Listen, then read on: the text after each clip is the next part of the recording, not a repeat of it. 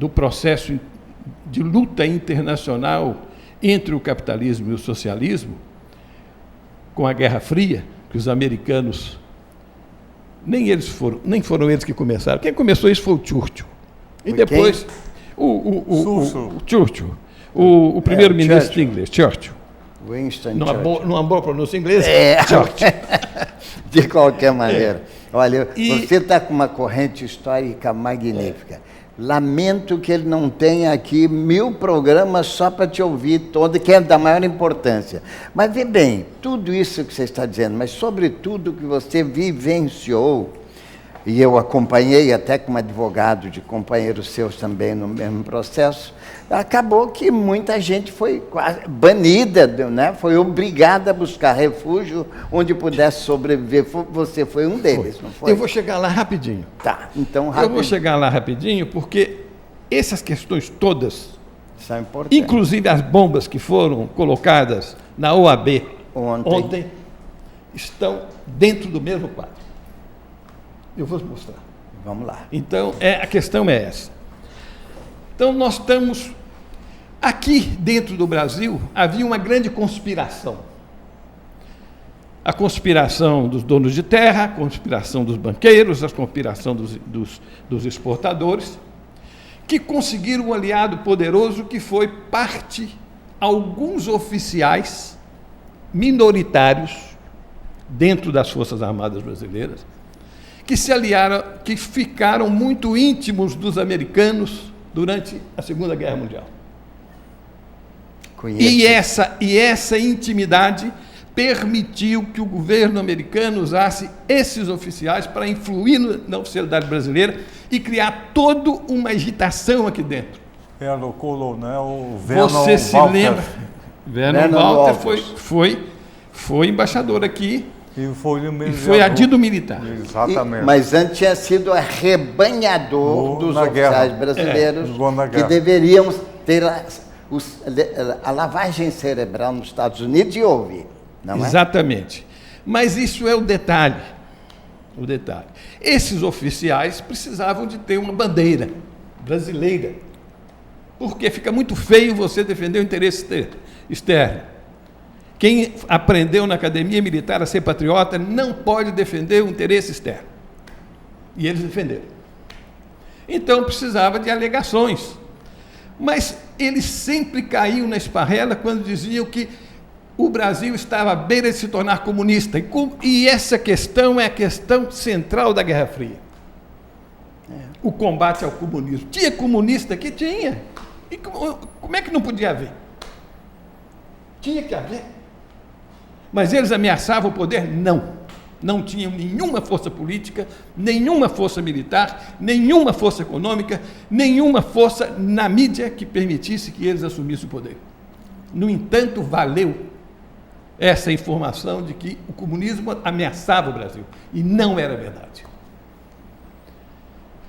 O que eles conseguiram juntar aqui apoios dos fazendeiros que tinham medo de perder as terras, sobretudo dos grandes latifundiários, dos interesses dos exportadores e importadores, que tinham vínculos com as empresas estrangeiras, que faziam negócios com o Brasil, e aquilo do mais reacionário que existia no país, dentro da sociedade, inclusive uma parte da igreja que ainda pensava como pensavam os frades da Inquisição.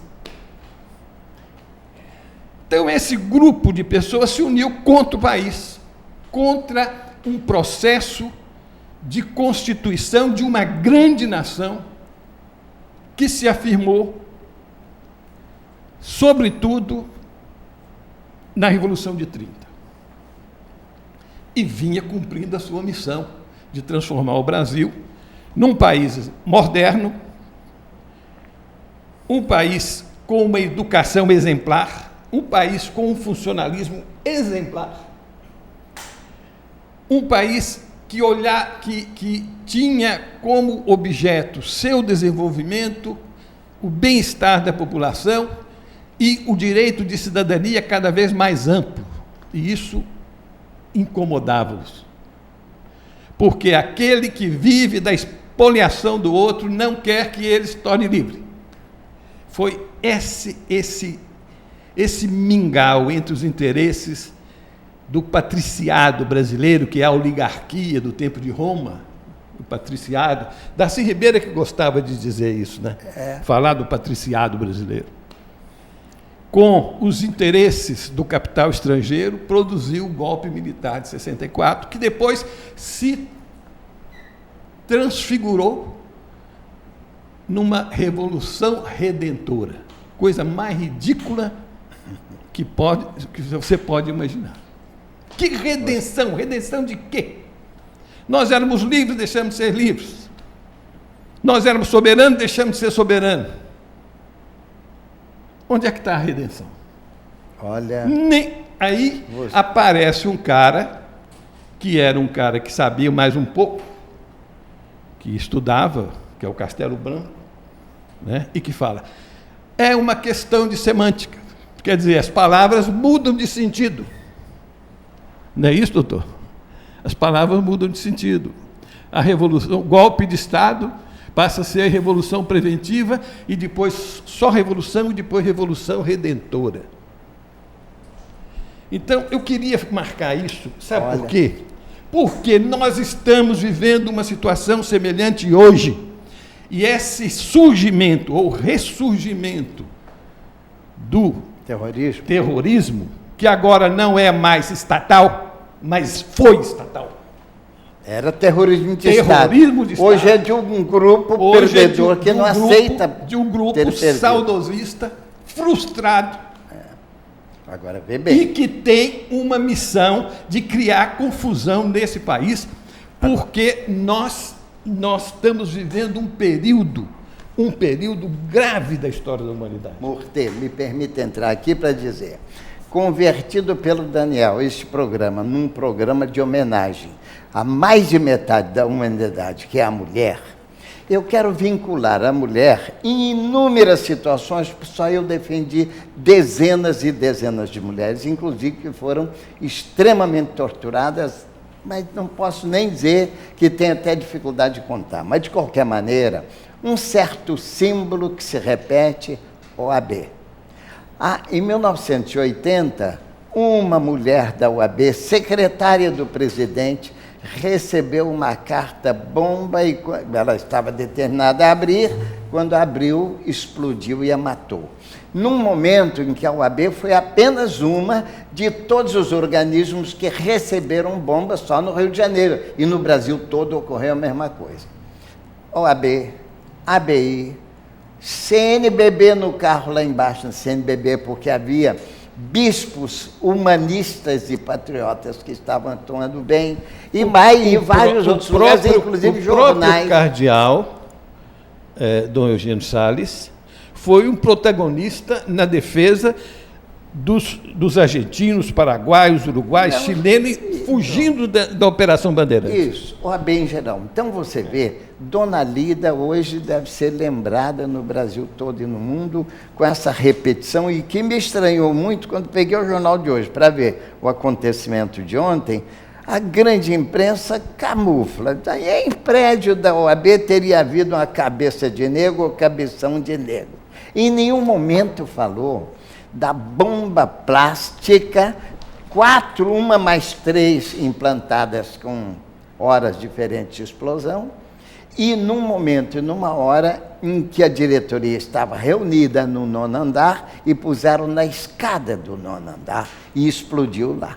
Pois bem, a grande imprensa, uma cabeça de negro, no máximo uma cabeção de negro. Em nenhum momento falou que era uma bomba plástica de alto poder destrutivo e de finalidade geralmente militar, né? Então você vê como as coisas parecem um tanto articuladas, e eu não tenho dúvida que, se deixar, vira de novo um terrorismo, não de Estado, como foi aquele que vitimou você e milhões de pessoas. O Modesto, o Morter, nesse livro, no final fala que em 2007 abandonou a atividade política. Retornou hoje, no Pulando a Cerca, a atividade política. Interessante. E o Bogama, dessa data histórica da mulher, o Morcey vai falar, está falando do exílio. O exílio que nós estamos falando é o exílio da verdade, da justiça, do direito. E o primeiro direito que o homem tem é a vida. Exilar a justiça, o direito e a liberdade. Esses grupos que saudosistas querem exilar mais uma vez essa questão.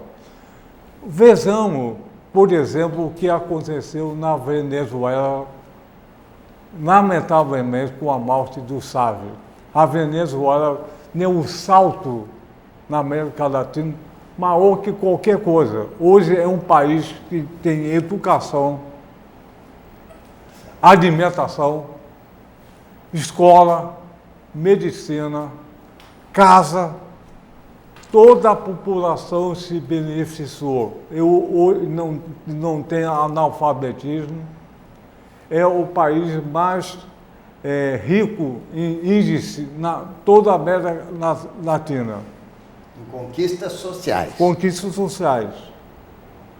E, lamentavelmente, o presidente morreu. Eu acho que isso tem uma ligação metafórica com a morte do Chávez e com a bomba da OAB.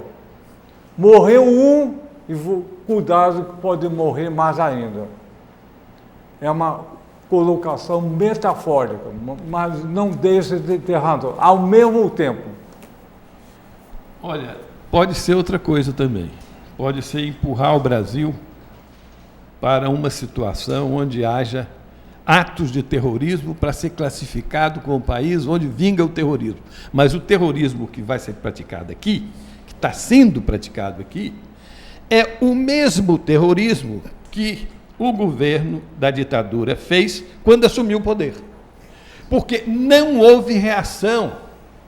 Eu conto histórias aqui nesse livro que provam isso. Não houve nenhuma reação nos primeiros meses do governo. E eles ainda fizeram uma política de melhoria das condições de vida da classe média para ampliar seu espaço político e perseguiram duramente os trabalhadores, os militares que tinham manifestado a favor do voto, do direito ao voto, direito de ser cidadão, de exercer a cidadania. E dos estudantes que defendiam uma política diferente, uma política de soberania nacional e de justiça social.